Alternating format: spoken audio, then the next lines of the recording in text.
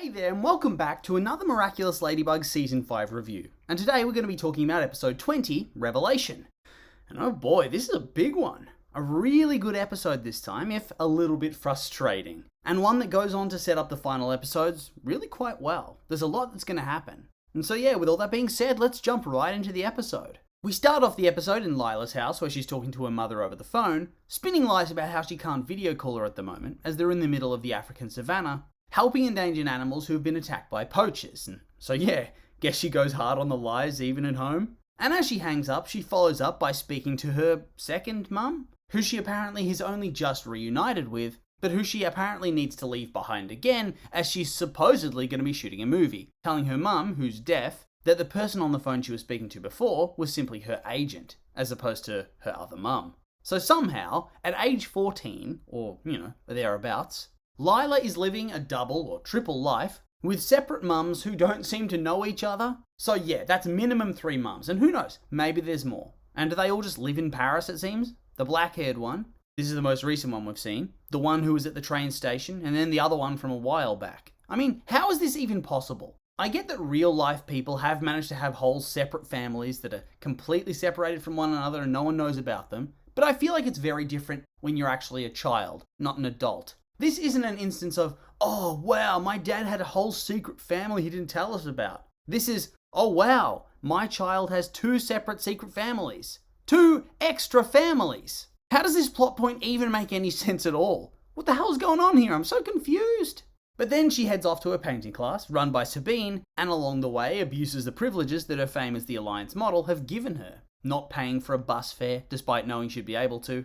Basking in the praise of the people that she talks to, taking selfies, etc. Really living it up for her 5 minutes of fame. And when she arrives at her art class, she immediately tries to sink her claws into Sabine, blowing smoke up her ass to the maximum, hinting that Marinette doesn't appreciate her either as a teacher or a mother. And that really, Sabine is like another mother to her. I mean, calm down, Lila. You've already got 3. Don't need more. I mean, this whole opening sequence really just sets her up as being so deeply hateable. To the point that it's a bit over the top and ridiculous. But it was still a bit of fun. Especially since it builds up to the big point of catharsis when she's suddenly fired as an Alliance model in favour of Kagami. And she's forced to make up a lie on the spot to try and keep face in front of the art class. But still, she somehow managed to succeed in that endeavour and doesn't look like a fool. And she even gets a hug from Sabine and the class breaks out into applause. Like, what kind of wonky, cringy timeline is this? I can't imagine ever clapping somebody like this in real life. It's just so weird.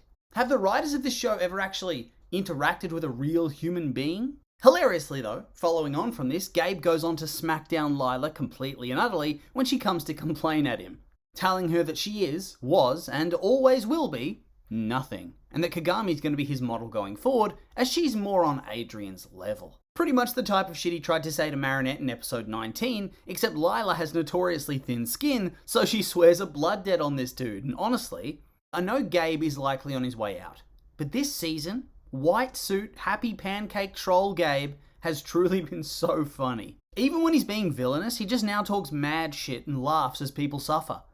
So much better than he was written before. Meanwhile, at school, the class is reacting to the latest update of the Alliance ring, and in a quite wholesome moment, all of Adrian and Marinette's friends come to check on them and make sure everything's okay. I love how ride or die these friends can be. But of course, to Marinette and Adrian, this is all water off a duck's back, and they get on with their lives. We then move on to class, where Miss Boustier's handing back a bunch of school papers and discovers that Chloe's been cheating on her schoolwork for literal years, forcing Sabrina to do it for her, to the point that Sabrina's able to perfectly mimic Chloe's handwriting. Man, that's actually really sad. Like, how do you let your life get to that point? How does she have so little self-worth? And how has literally no teacher ever picked up on this? Honestly, this whole scene just goes to show that Miss Bustier is honestly a pretty shit teacher that doesn't look after this class at all. The entire year, she's done literally nothing to stop Chloe bullying every single member of the class. And even here, much like Marinette says, she's not actually punishing Chloe at all, besides a very, very mild scolding, and then deciding that she's going to try to help her. Seriously, Miss Bustier, pull your head in, you absolute muppet. But also, at the same time, it is kind of cringe to stand up in the middle of class and rant about how awful somebody is, in front of everybody and the teacher. I mean, Marinette, you gotta chill out. Come on. Make it a bit of a scene. Ugh, honestly, this whole sequence is very awkward. Then Miss Bustier doesn't even control things. She just goes into shock and stops talking whilst the students argue it out. Huh, time to retire, I reckon, seriously. Her only punishment is falling behind. What? Suddenly, this teacher has rocketed up to the top of my list of unlikable characters. What a clown. Especially since Chloe's completely and utterly unrepentant about the entire thing, laughing about how she's rich and thus she deserves to get whatever she wants, and that her rich daddy will get her out of trouble and fire any teacher that goes against her. I mean, it's kind of true, but still, I don't think you're just supposed to accept that kind of thing and do nothing about it. Cringe, Miss Bustier.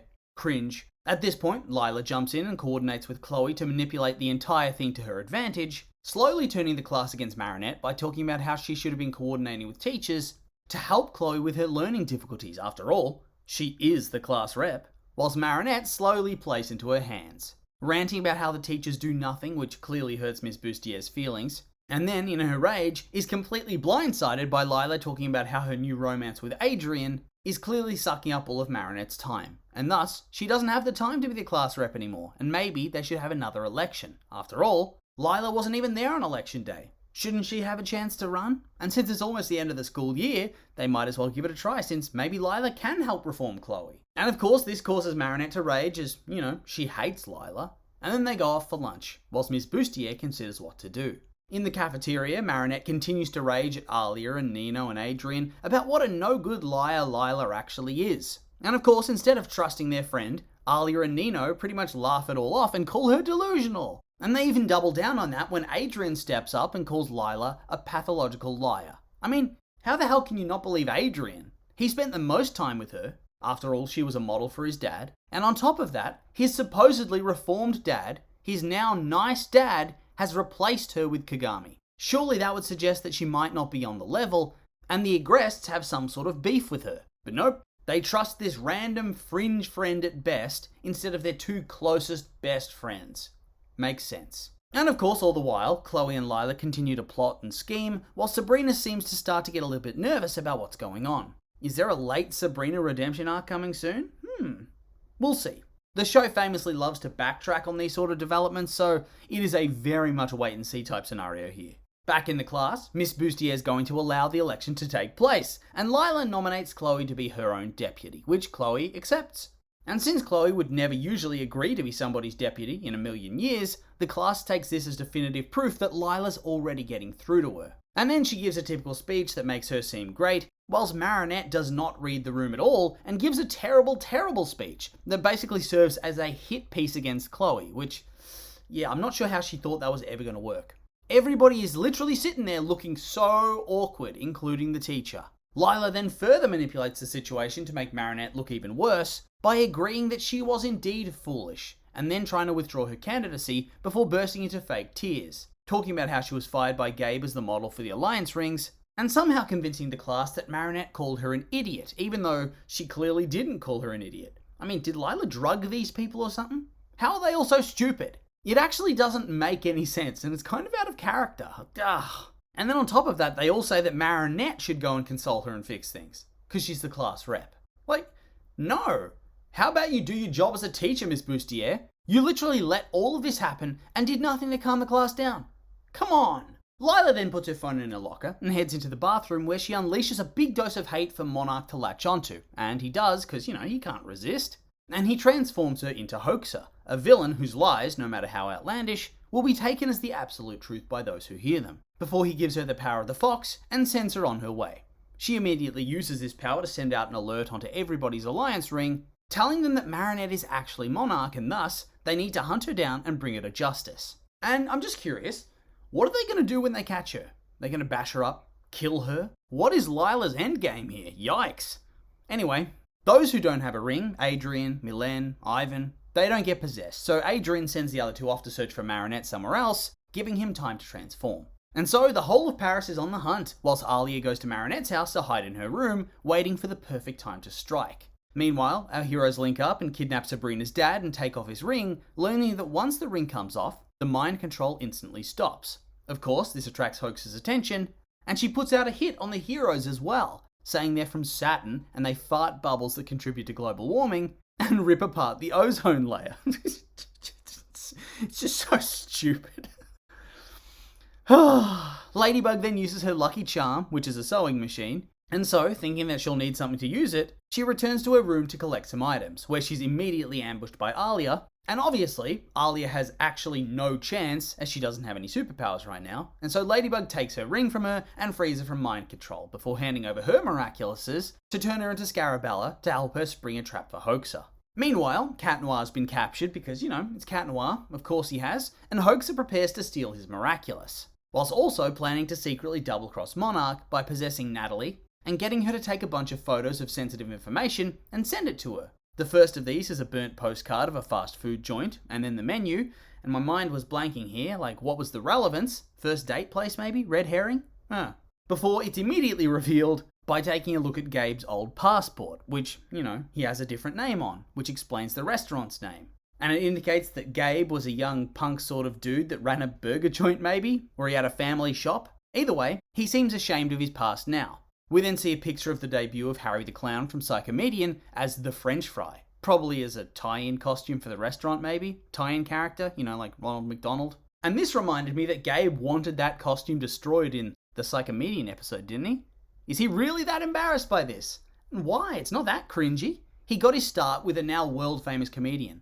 What's wrong with that? And then there's a photo of young Gabe, Emily, Audrey and Andre before they were rich and successful. And they all seem to be much happier people. And then there's a photo of Gabe, Emily and Natalie finding the butterfly Miraculous. And then we cut back to Cat Noir, who's still trying to fight back against Hoaxer, before we cut back to Natalie, who's going into Gabe's safe and taking photos of the Miraculous book and other documents, before heading into the secret corpse room to take photos of Emily as well.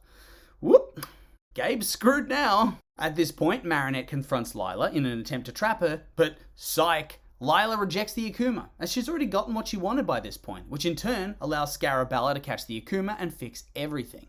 And this whole sequence of events, with Lila rejecting the Akuma, makes her seem like a bit of a Chad to the rest of the class. And all the while, Gabe is raging. Oh, he's raging hard, because of course, it is always Marinette thwarting him. Can't believe this 40-plus-year-old man is feuding with a young teen who is his son's girlfriend. Dude needs to take a look at his life. And then back at the school, the entire class votes for Chloe and Lila. I mean, really? Not even Adrian voted for Marinette? Do they just decide to vote for Lila as well, just for the fun of it? I mean, I get the class likes Lila, but surely Marinette would get some votes. She's a far closer friend to literally every single member of the class, except Chloe. It's so weird. Regardless though, we then finish off with an end credit scene where Lila gets her hands on the documents and swears that she's going to steal Gabe's Miraculous.